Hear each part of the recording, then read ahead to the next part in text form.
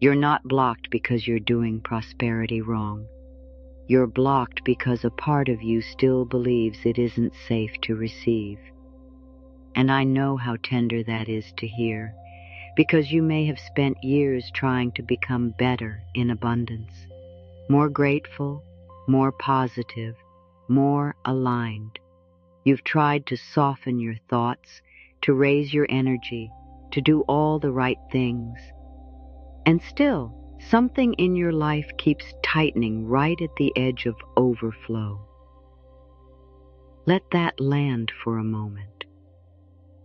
Because what if the problem was never your worthiness? What if your soul has never doubted you for a second? And the only thing that's been happening is this. You've been protecting yourself in the only way you once knew how. If you feel even a small exhale in your chest as you hear that, your body is already recognizing the truth. Sometimes the block is not a spiritual flaw. Sometimes it's an old wound that learned to survive by staying small, staying careful, staying unseen. Sometimes your prosperity isn't delayed. It's being filtered through your nervous system's sense of safety. And that changes everything. So if you've been feeling stuck, not because you're lazy, but because something invisible keeps interrupting your momentum, I want you to know you're not imagining this. You're not broken. You never were. And you don't have to force your life open with willpower. We're going to do something gentler than force. We're going to meet the part of you that flinches at receiving, and we're going to bring it back home. Take one slow breath in, just as you are. Notice if your shoulders are holding. Notice your jaw. There's no need to fix anything. Just notice. Because prosperity, in its truest form, is not just money. It's permission. It's safety. It's space. It's the ability to say yes without panic. It's the ability to hold goodness without waiting for it to be taken away. And if that feels emotional, of course it does. You're not dealing with numbers. You're dealing with history. You're dealing with the places where life taught you that receiving comes with strings, that being supported comes with a cost, that wanting more makes you selfish, that having more makes you a target, that shining makes you too much. Have you noticed how sometimes, the moment something good begins to happen, your body doesn't celebrate first? It tightens. You might overthink. You might get inexplicably tired. You might become critical or numb or distracted. You might suddenly feel guilty, like you're getting away with something. Or you might find yourself creating a problem almost automatically, as if your system needs to restore the familiar. That isn't failure. That is conditioning. And yes, I said conditioning, because so many of these patterns aren't chosen with your mind.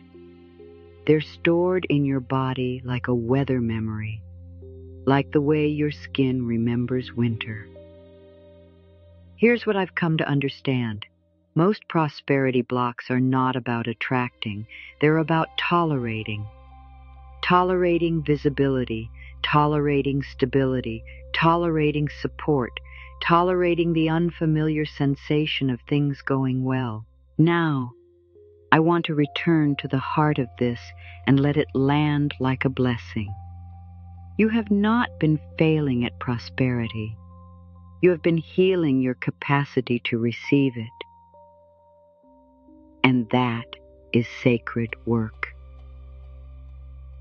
It takes courage to look at the places you learn to survive. It takes honesty to admit that receiving feels scary. It takes tenderness to stop shaming yourself and start listening. And you are doing it. Even now, by being here, by letting these words touch you, you are choosing a new relationship with life. Like soil that has been compacted for years, slowly loosening again as it's watered with care. You don't have to bloom all at once. You just have to keep returning to yourself. Because the more you become safe within you, the more prosperity feels safe around you. And in the end, prosperity becomes less about getting more and more about finally letting life love you back, softly, steadily, and without condition. When you grew up in an environment where love was inconsistent, where money was fought over, where emotions were unsafe, where you had to earn approval, where you had to be good to be kept, your system learned an equation. More means risk. More attention means scrutiny. More success means jealousy. More money means responsibility. More joy means it will be taken. More ease means you're about to be blindsided.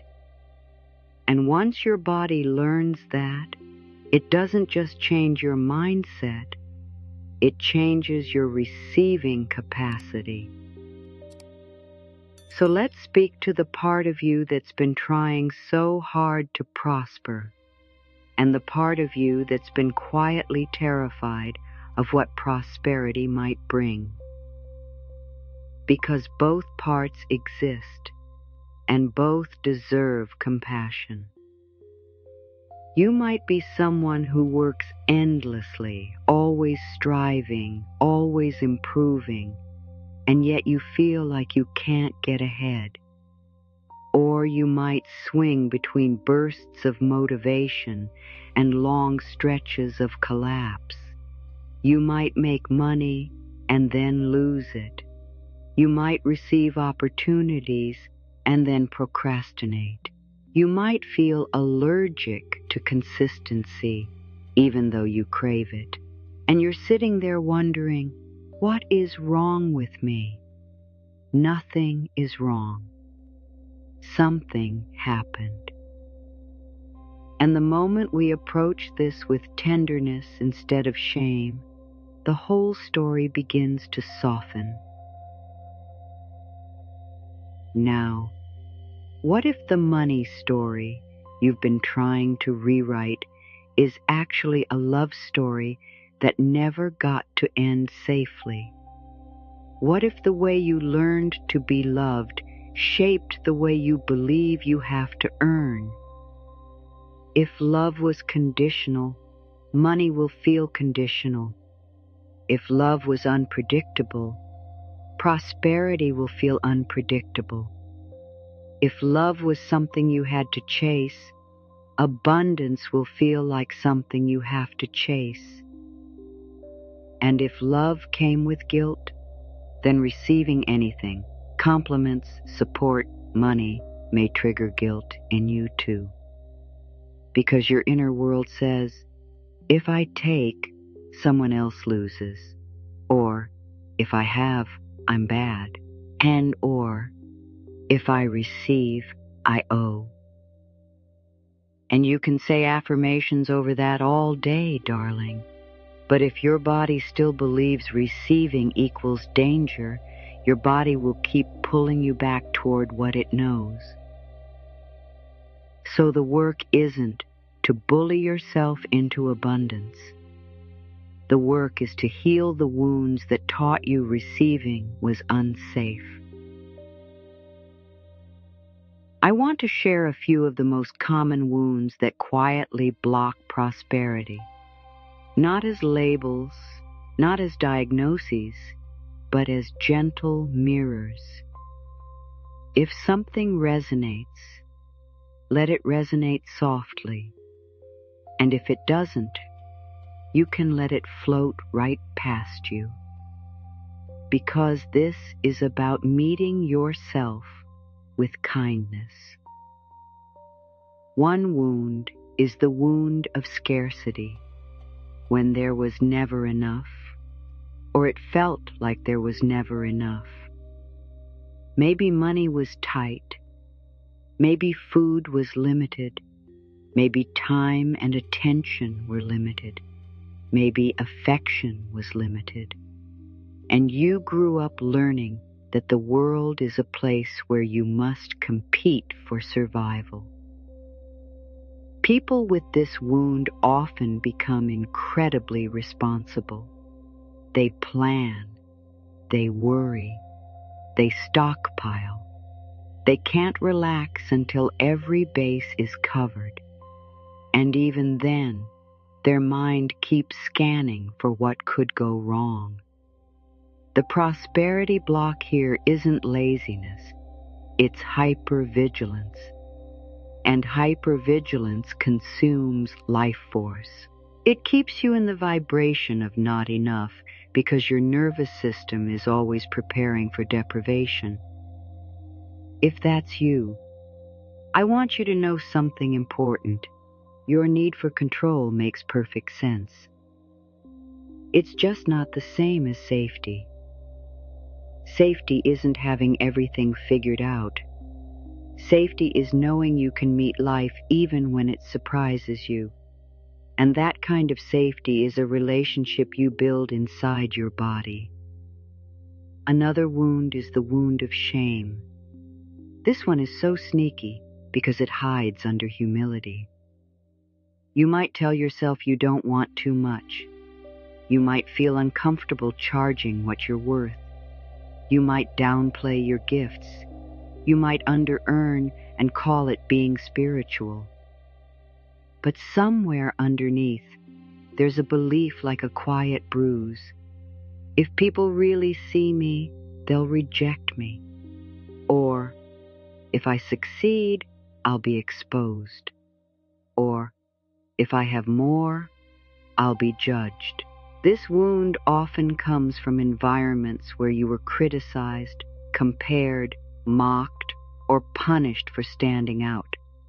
Or maybe you were praised only when you performed, and you learned that love arrives when you impress. So the idea of being visible with prosperity can feel like standing under a spotlight without clothes on.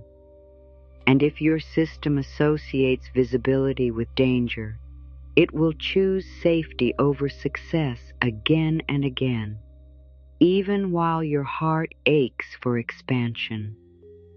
There's a wound that looks like independence, but it's really the exhaustion of never being able to rely on anyone. This one lives in the person who says, "I've got it," even when they're drowning. The person who struggles to ask for help. The person who feels uncomfortable receiving gifts, support, or money without doing something in return.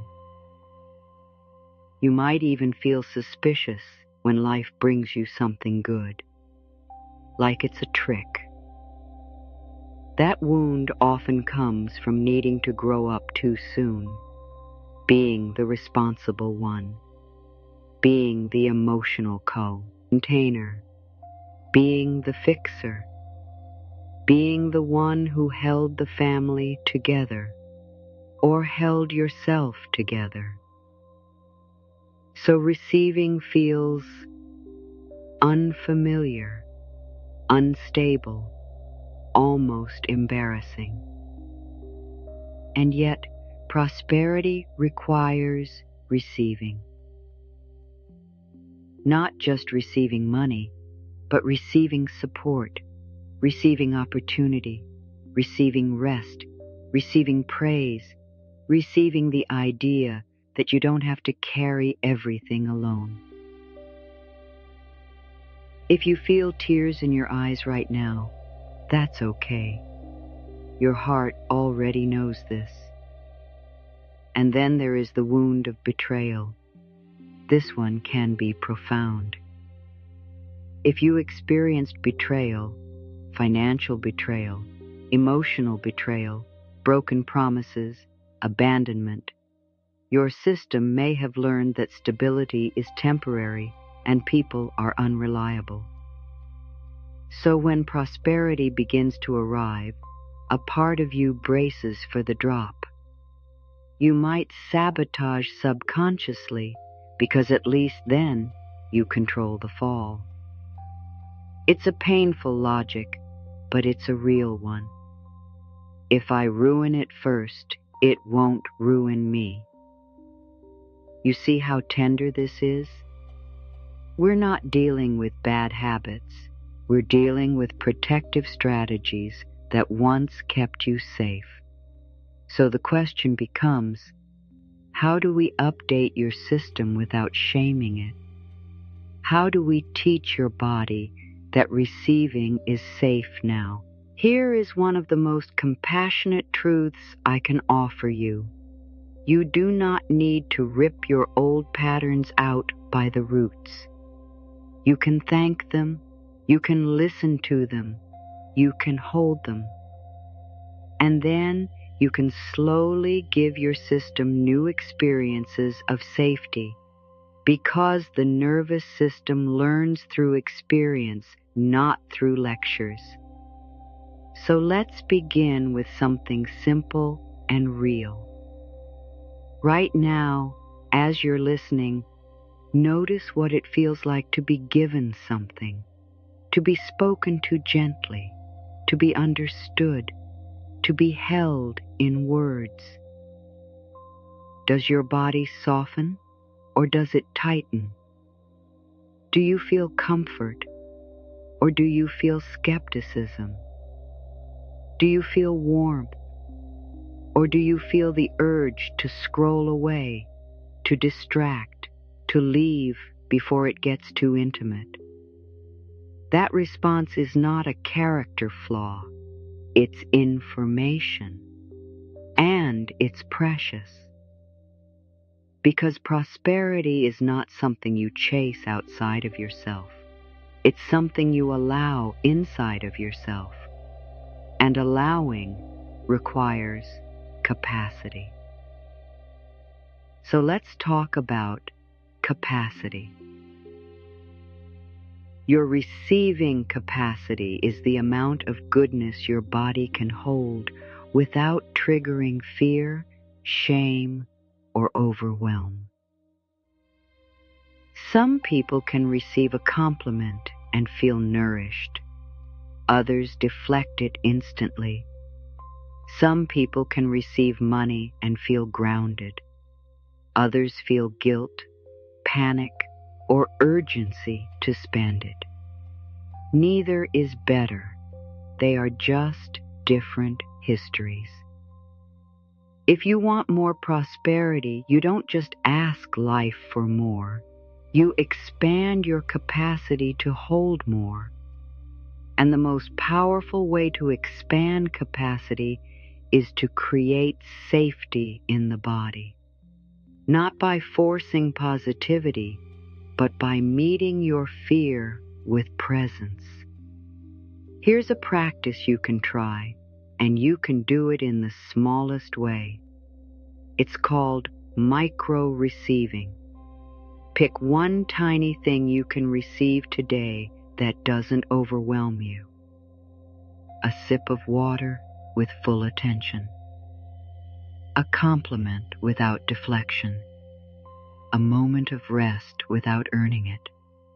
A small payment without immediately worrying where it will go.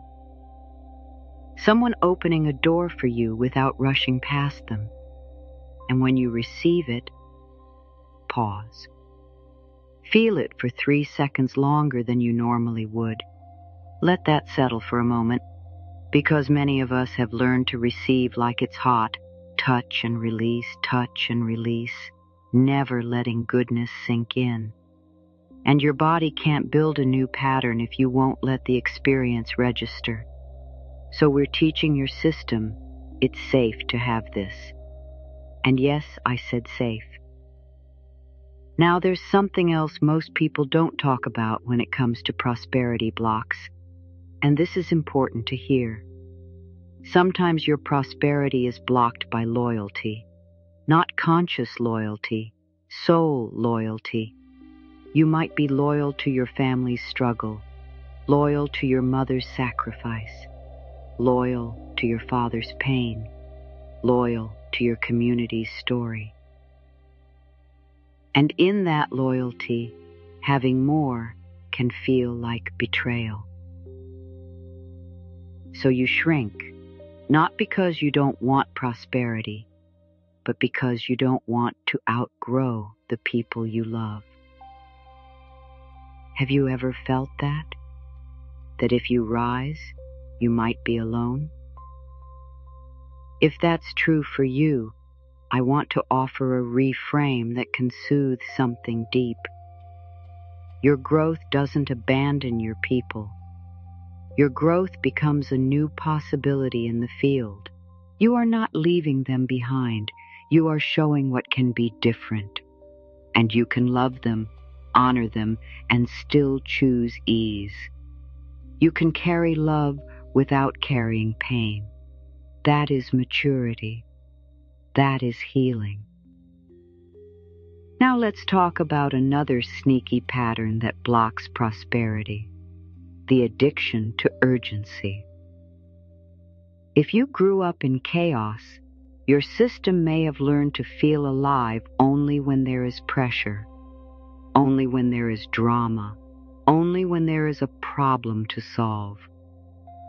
So when life starts to stabilize, you feel restless, bored, unmotivated, flat. And you might unconsciously create urgency again, overworking, overspending, picking fights, making last-minute decisions, because urgency feels familiar. But prosperity thrives in steadiness. Prosperity thrives where you can show up consistently, make clear choices, and allow time to work with you. If you've been craving stability but feeling like you can't tolerate it, it's not because you're undisciplined. It's because your system was trained on chaos. And chaos is not your fault, but it can become your responsibility to heal. So what does healing look like here? It looks like learning to be with the quiet, learning to let your nervous system downshift without needing a crisis. Here's a gentle invitation. Once a day, take 2 minutes and do nothing productive. Not meditation as a performance, not self-improvement disguised as rest. Just 2 minutes of being a living being. Look out a window. Feel your breath. Let your hands rest open in your lap. And if your mind panics, that's okay. You're not doing it wrong. You're meeting the place inside you that equates stillness with danger. You're rewiring without force.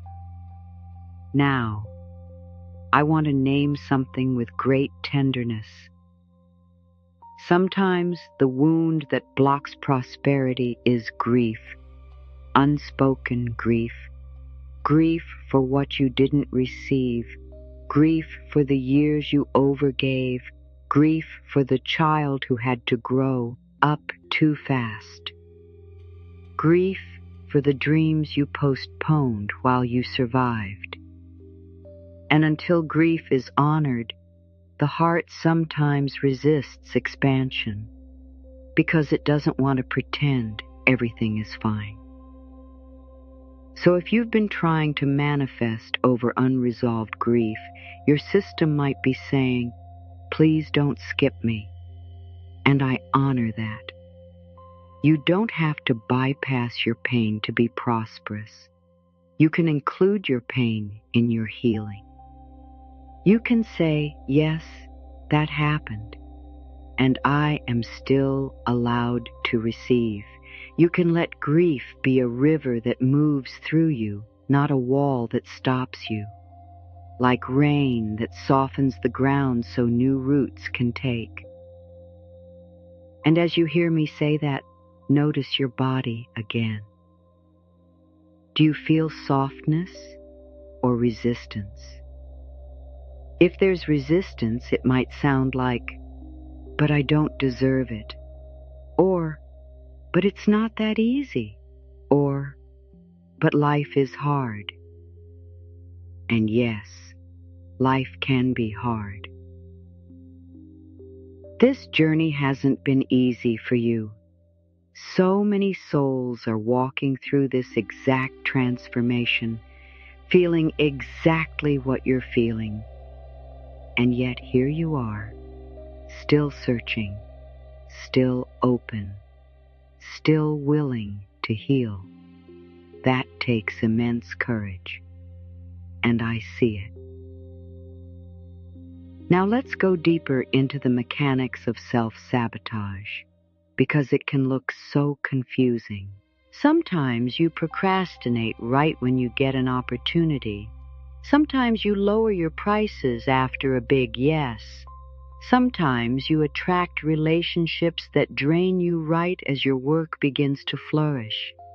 Sometimes you forget to send the invoice. Sometimes you overspend after you earn. Sometimes you stop showing up the moment you gain traction. And you might call yourself undisciplined. But what if that's not what it is? What if the moment prosperity approaches, your system hears, danger, danger, danger? Because prosperity often means change. And change, to an old wound, means loss. Loss of identity, loss of belonging, loss of control, loss of predictability. So your protective parts step in like loyal guardians. They say, no, not yet, too much, too fast. Your heart already knows this. The part that sabotages isn't your enemy, it's your protector. So instead of battling it, we talk to it. You might try this quietly the next time you feel yourself pulling away from a good thing. Place a hand on your chest or your belly and say softly inside, thank you for trying to keep me safe. Then ask, what are you afraid will happen if I receive this? And listen. You might hear something surprising. I'll disappoint people. I'll lose my freedom. I'll be judged. I'll be left. I'll fail. I'll succeed, and then it will all collapse. I'll have to take care of everyone. I won't know who I am. This is where the wound speaks. And when it speaks, we don't argue.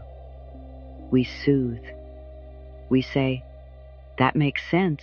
That happened before. And we are safe now in this moment. This is not childish work. This is the deepest maturity.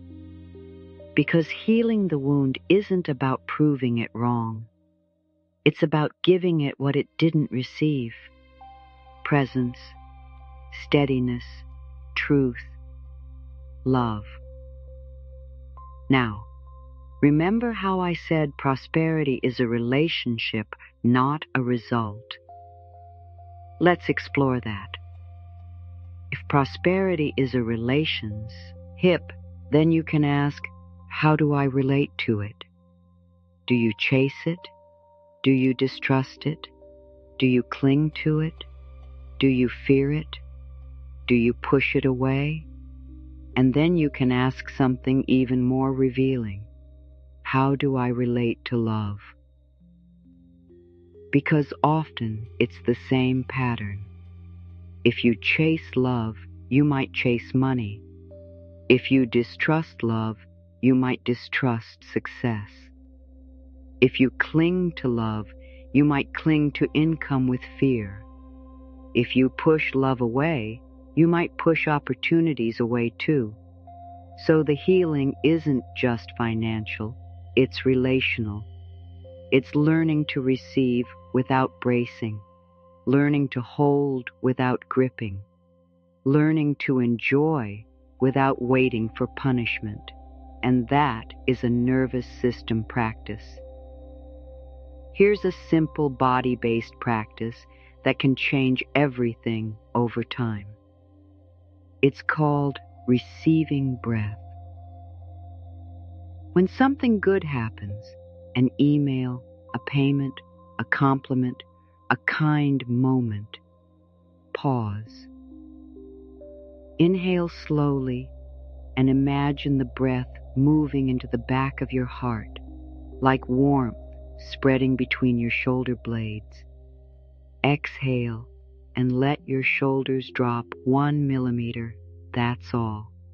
You're teaching your body, we can have this and stay relaxed. Because prosperity that arrives into a contracted body will feel like stress. Prosperity that arrives into a relaxed body will feel like nourishment, and you deserve nourishment. Now I want to speak to the one who carries guilt around money, the one who thinks receiving more makes you selfish. What if I told you your prosperity can be an act of love? Not love as obligation, love as overflow. When you have enough, you can breathe. When you can breathe, you can show up. When you can show up, you can give from fullness, not depletion. Prosperity doesn't make you less spiritual. It can make you more present, more available, more grounded. And yes, there are people who use money unconsciously, and that's not what we're calling in. We're calling in prosperity with integrity. Prosperity that supports your values, your nervous system, your relationships, your health. Prosperity that doesn't require you to abandon yourself. Now another wound we need to name is the wound of overgiving. If you learned that your value comes from taking care of others, you may have built an identity around being needed. And prosperity can threaten that identity. Because if you're prosperous, you might not need to sacrifice anymore. And then who are you? So you keep giving time, labor, energy, until your life is filled with depletion, and then you wonder why prosperity can't stay. Your heart already knows this. Overgiving is not generosity. It's a survival strategy.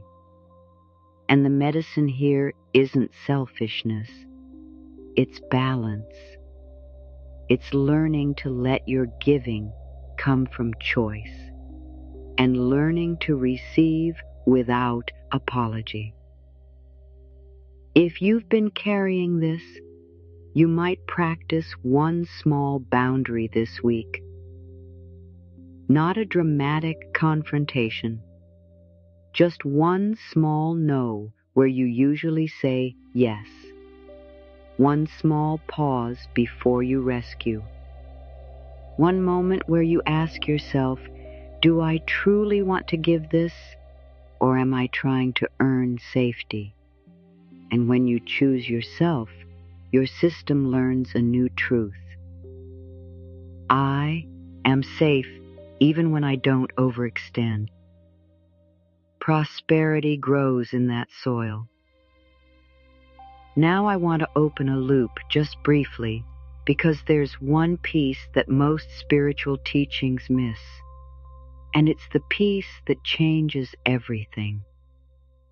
Prosperity is not only about believing you deserve it, it's also about believing you can handle it. We'll come back to that. For now, I want you to notice something. Many people who struggle with prosperity are actually deeply sensitive. You feel energy. You feel people. You feel the atmosphere of rooms.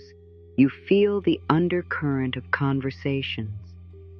And if you're sensitive, you may have learned to associate money with intensity, with conflict, with pressure, with survival. So money doesn't feel neutral, it feels loud. And if your system already runs on high sensitivity, you might avoid money unconsciously because you don't want more intensity. But prosperity doesn't have to be loud. Prosperity can be quiet, steady, soft. Like warm light in a home. So part of your healing is redefining prosperity's energy. Not more intensity, but more support. Not more pressure, but more space. Not more responsibility, but more choice. Do you feel the difference? Let that settle for a moment. Now, remember the loop. Believing you can handle it. Sometimes the wound is not, I don't deserve. Sometimes it's, if I get it, I'll mess it up. This often comes from growing up without guidance, being expected to know things you were never taught, being punished for mistakes, being shamed for learning. So your system learned, if I try, I'll fail. Or, if I have more, I'll lose it. Or, if I succeed, I'll have to maintain it forever and I'll collapse. So the solution is not just worthiness affirmations. It's competence reassurance. It's building trust with yourself. And we do that through small, consistent promises kept. Not grand vows, small ones. For example, I will look at my finances for 5 minutes without shame. I will follow through on sending the invoice. I will rest for 10 minutes and not punish myself. I will charge fairly and breathe through the discomfort. And each time you keep a promise to yourself, your system relaxes. It says, oh, I can handle my life. And prosperity loves a system that trusts itself. Now we also need to talk about the wound of unworthiness that comes from comparison. This is the wound that watches others succeed and thinks, why not me? And then shame arrives like fog. If that's you, let me say something with so much love. You are not behind. You are not late. You are not less. You have been healing. And healing takes energy. If someone else has been running while you've been recovering, it doesn't mean you're inferior. It means your path has required deeper repair. And that repair is not wasted. It becomes your wisdom. It becomes your stability. It becomes the way you create prosperity that lasts. because prosperity without healing often becomes another form of chaos. But prosperity with healing becomes home. Now I want to give you a very practical, very gentle integration tool. Something you can use immediately. It's called the Prosperity Trigger Map. For the next week, just observe when your body reacts to receiving. Notice your triggers. When you get paid, do you feel relief or anxiety? When you raise your price, do you feel power or guilt? When someone praises you, do you feel warmth or embarrassment? When you rest, do you feel ease or shame? And instead of judging the reaction, name it. Ah, that's my shame response. Ah, that's my fear of being seen. Ah, that's my loyalty wound. Ah, that's my chaos conditioning. Naming is not labeling. Naming is loving awareness. Because what you can name, you can hold. And what you can hold, you can heal. Then, pair the naming with one gentle body cue, a hand on the heart, a long exhale, a softening of the tongue, unclenching your hands. Tiny, tiny signals. You're telling your body, we're okay. This is how you build receiving capacity, not through force, through safety.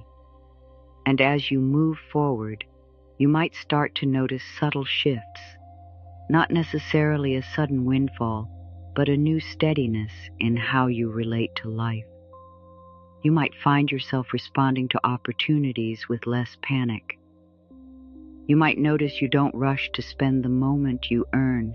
You might realize you can hold praise without shrinking. You might feel less compelled to prove your worth. That is prosperity. Because prosperity is not just external gain, it's internal permission. Now there is one more wound I want to speak to, the wound of self-abandonment. When you learned that your needs were inconvenient, you may have stopped listening to yourself. And when you stop listening to yourself, you make choices that drain you.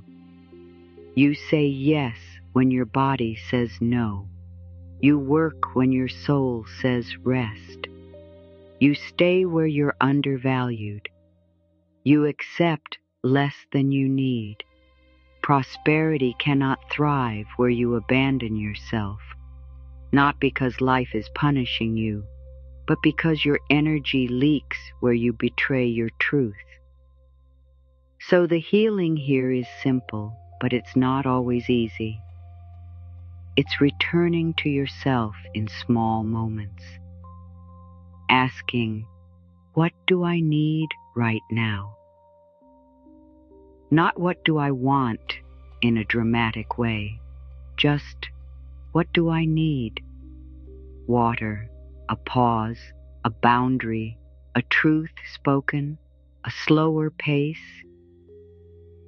and then giving yourself that need in whatever way you can.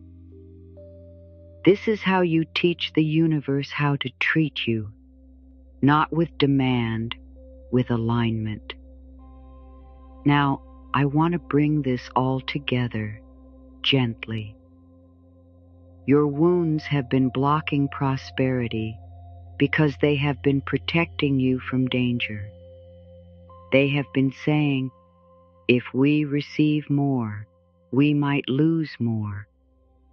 If we shine, we might be hurt. If we have, we might be hated. If we rest, we might be unsafe.